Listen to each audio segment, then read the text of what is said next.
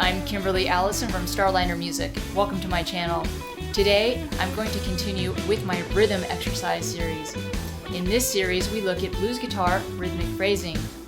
First, I'll play rhythm exercise in C number 2, and then I'll break it down for you. Here we go. I hope you enjoy it.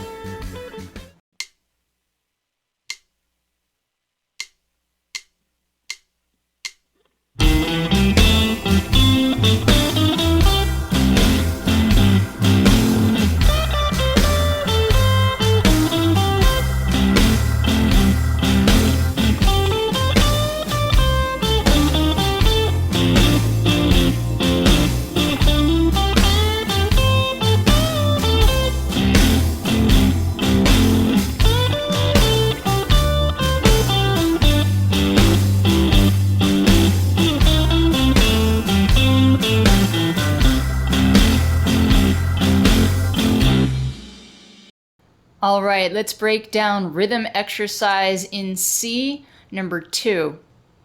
We have a 12-bar blues that I've divided into 6 2-bar phrases. Each 2-bar phrase will use the exact same rhythm. The rhythm is triplet 2 and 3 and triplet 1 and 2 and 3 and 4 and. In the first bar of the 2-bar phrase, we'll be playing lead guitar. The lead guitar will take up the whole first bar and extend into the first eighth note of the second bar. At that point, we'll be coming in on a rhythm guitar pattern, which is known as the Chuck Berry or Jimmy Reed pattern. It normally sounds like this.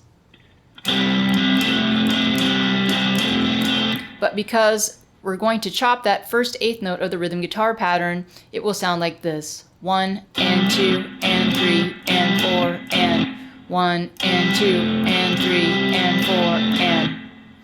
So the lead guitar will be in the first bar, triplet 2 and 3 and triplet 1 and 2 and 3 and 4 and then we'll follow up with the rhythm guitar.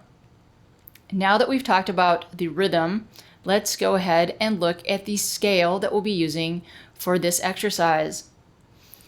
This exercise focuses in on the major pentatonic scale around the 8th fret in the key of C.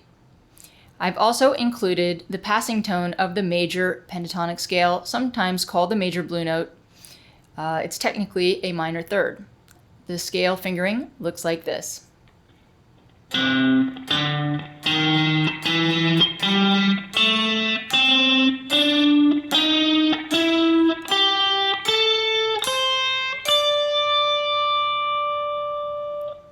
Now let's look at phrase 1.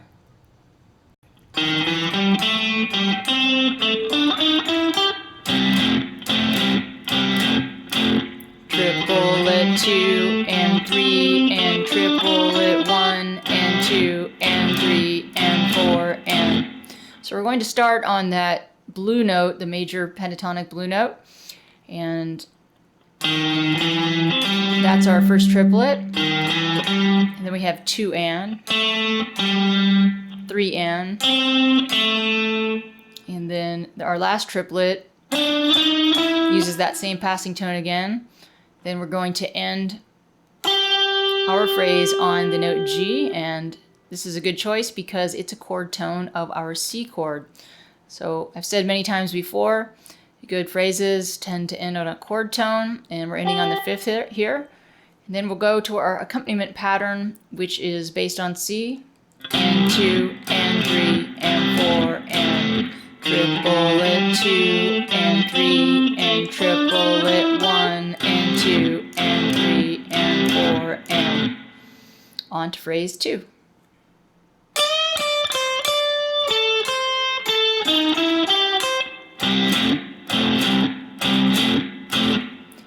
Triplet 2 and 3 and triplet 1 and 2 and 3 and 4 and. So we're going to start this first triplet out with a bend. And then 2 and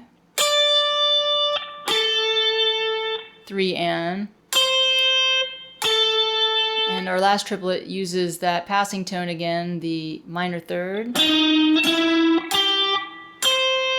Then we'll come in on our accompaniment pattern. And 2, and 3, and 4, and...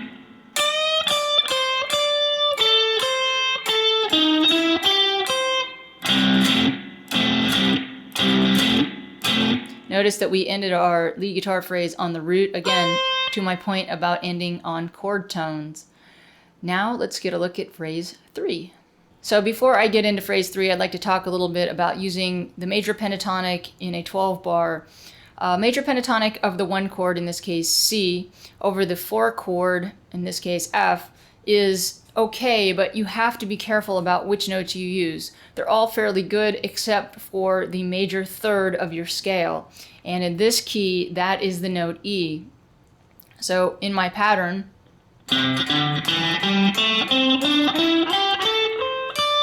that's the strict C major pentatonic. The 2 E's are here and here. So you need to avoid those notes on the 4 chord, that's F7. So here's F7, and now I'm just going to tap the note E with the side of my pick here so you can hear what it sounds like against the chord. That is not a good sound. That is a major 7 over a dominant 7th chord, so it creates a lot of half-step tension. To avoid that, I've included the passing tone in the major pentatonic scale, and that is technically a flat 3. So there's an E flat, and I'm going to be flatting both of the E's for my lick here for F, because that note E flat sounds much better against the F7. Let's hear that. Here's F7, and there is E flat, which is a chord tone of F7. Let's go ahead and hear the lick now.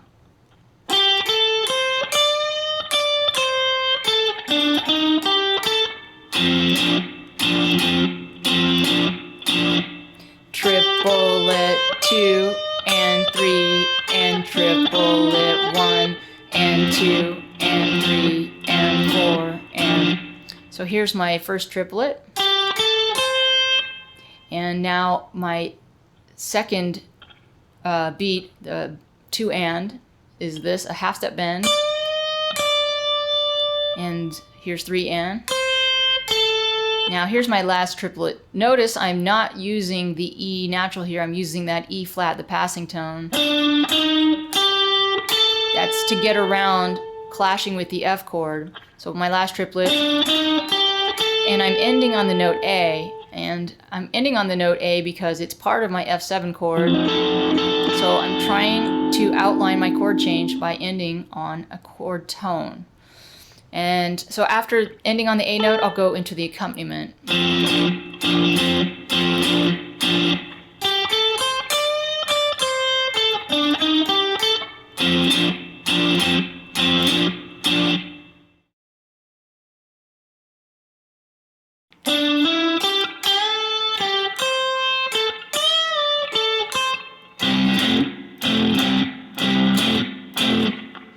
Triplet 2 and 3 and triplet 1 and 2 and 3 and 4 and... So I'm starting off my first triplet with a hammer on.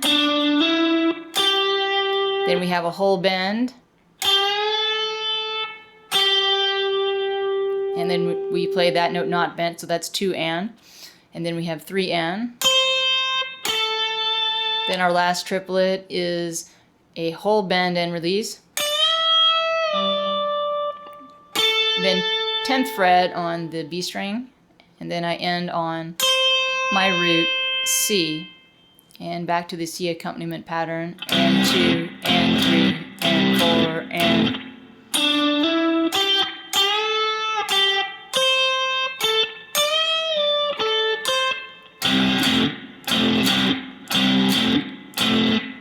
On to phrase 5.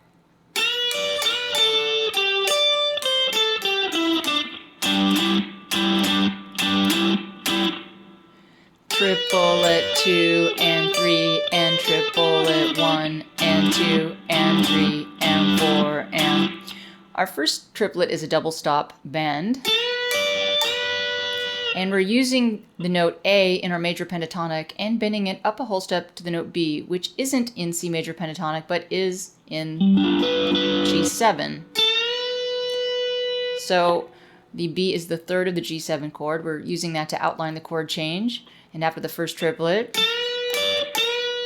we're going to play 2 and 3 and triplet 1, coming straight down the C major pentatonic scale and ending on the note D. The note D is the fifth of our G7 chord. So again, we're using this D to outline the chord change.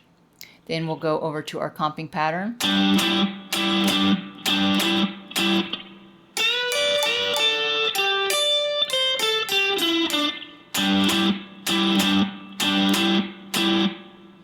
On to the last phrase.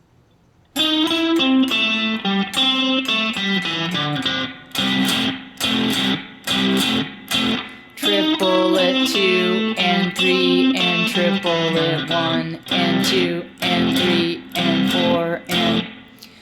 So we're going to start out with our first triplet, and we're going to use that passing tone or minor third. That's our first triplet, and then here's 2 and here's 3 and our last triplet comes right down the scale, ending on the root and into the accompaniment pattern.